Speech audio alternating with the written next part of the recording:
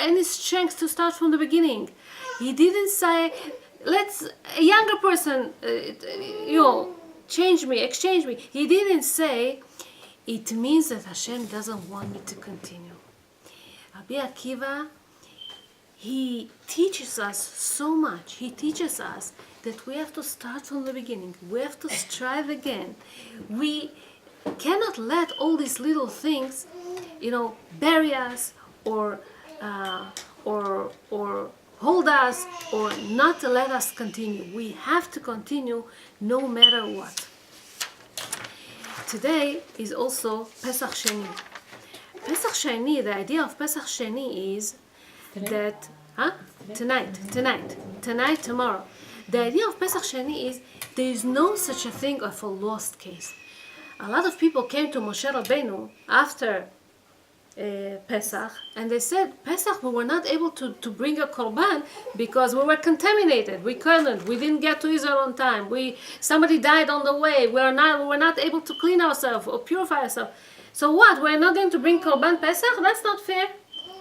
Because they had the will, they wanted to bring korban Pesach. Hashem told Moshe, create for them a holiday. So Pesach Sheni is a second chance for all these people that didn't have a chance to do tshuva, to be better, to work on themselves. There's always a second chance. If Rabbi Akiva would not take himself in his hands, we wouldn't have all the new students that he provided, that he started with. Rabbi Shimon Bar Yochai, Rabbi Meir, Rabbi Nehemiah, all the other rabbis as well. Okay?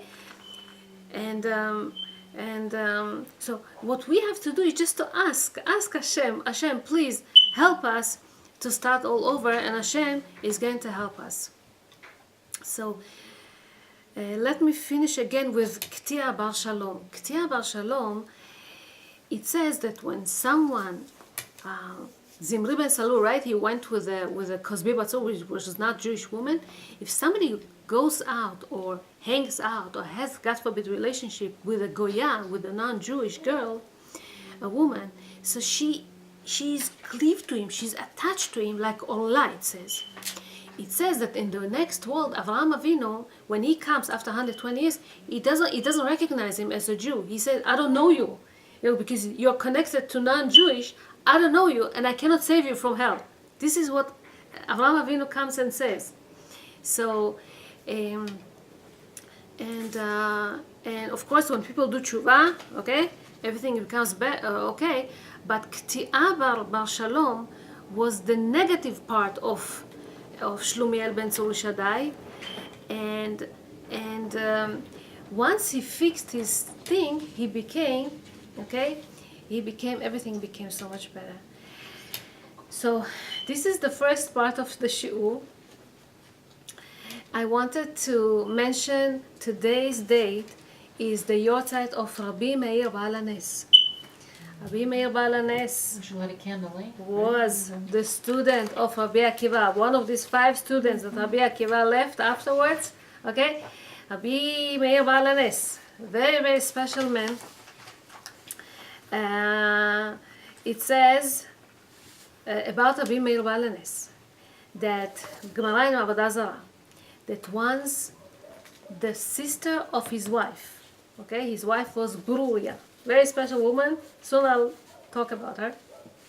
His sister was caught once by mistake and was sent to a prison and was staying in a very, very not nice section of the prison with very, very bad women.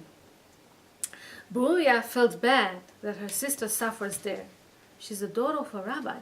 Bruria was the daughter of Rabbi Hanina ben Tradion, also one of Aser Tarugei Malchut, the one that the Romans killed also. And a daughter of a rabbi, she's used to certain type of language, used to certain type of, she learns. So she sits there in a prison with non-good women over there, and she suffers. She suffers from this type of people over there. And she told him, please go and release her. Rabbi Meir says, how should I release her? If she kept her purity, I'll be able to release her. If she didn't keep her purity, I won't be able to release her. So he went to the prison and he made himself, he disguised himself to look like a non-Jewish person. Wow. He comes there, he gives money, he bribes the keeper of the prison. He gets into her room and he tries to seduce her, temptate her to make a scene. And she doesn't want. She keeps telling him, I can't, it's not for me, I don't know, whatever. He saw that she's pure, so he said, now you have merits and I will be able to save you from here. He took her out from there and he was able to save him. The keeper didn't want to let her go. The keeper said, if they will know that I released her, they will kill me. I cannot do it. He says, I'll give you a lot of money. He says, but when this money is going to finish, what should I do? He says, say, Eloha de Meir Aneni, and you will be saved. Eloha de Meir, the God of Meir, Rabbi Meir, please help me.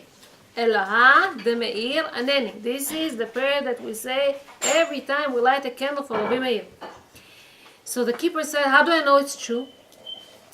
He had 2 vicious dogs over there.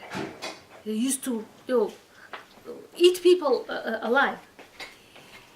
So he comes into their room of these dogs and he said, Eloha de Meir Aneni, and these dogs are not coming close to him.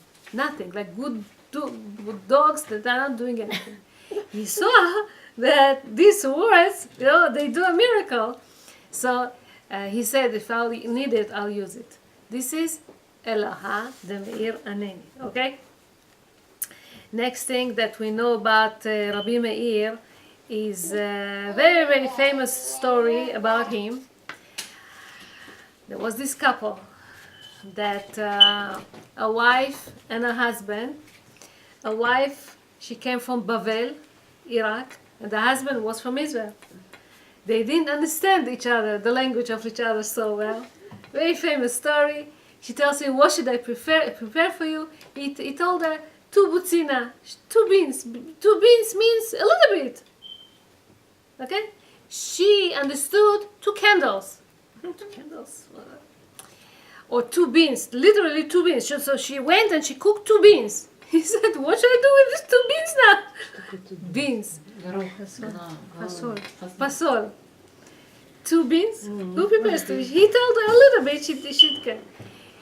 Another time he tells her, give me something, she did something totally different. He tells her once, go and throw it on the top of Rabbi Meir, the one that you go to study Torah with. She went, and she comes to the rabbi, She did it, and she did. And the rabbi understood that she does it because her husband asked her to do, and he blessed her. He said, you're such a good woman that you do all whatever your husband asks you to do. He blessed them with a lot of shalom bayit. Very famous story about Rabbi Meir. Another thing, they say that Rabbi Meir, he was, his grandfather was Neron Caesar. Neron Caesar, a Caesar in Rome. Okay, that once the Caesar sent him to Jerusalem to destroy it. And he met a Jewish boy and he asks him, what did you learn today in yeshiva? And the Jewish boy tells him, "V'natati et nikmati be'edom biyad ami Yisrael," that Hashem is going to avenge, from Edom later on. He heard that. He decided that he converts. He converted into Judaism. He ran away. He didn't want them to punish him. And from here came Rabbi Meir Baal Hanes, from this. From conversion. After conversion, he married, and Rabbi Meir is his offsprings. Yes, another story about Rabbi Meir. He was very careful with names. Jewish names have a lot of meaning. There was this hotel manager by the name Kidor. What is Kidor? And the rabbis came to his house, so they were afraid to have a lot of money with them, so they left the money, the cash, with this manager. Rabbi Meir didn't. He didn't like the name Kidol. He didn't put the money in there. So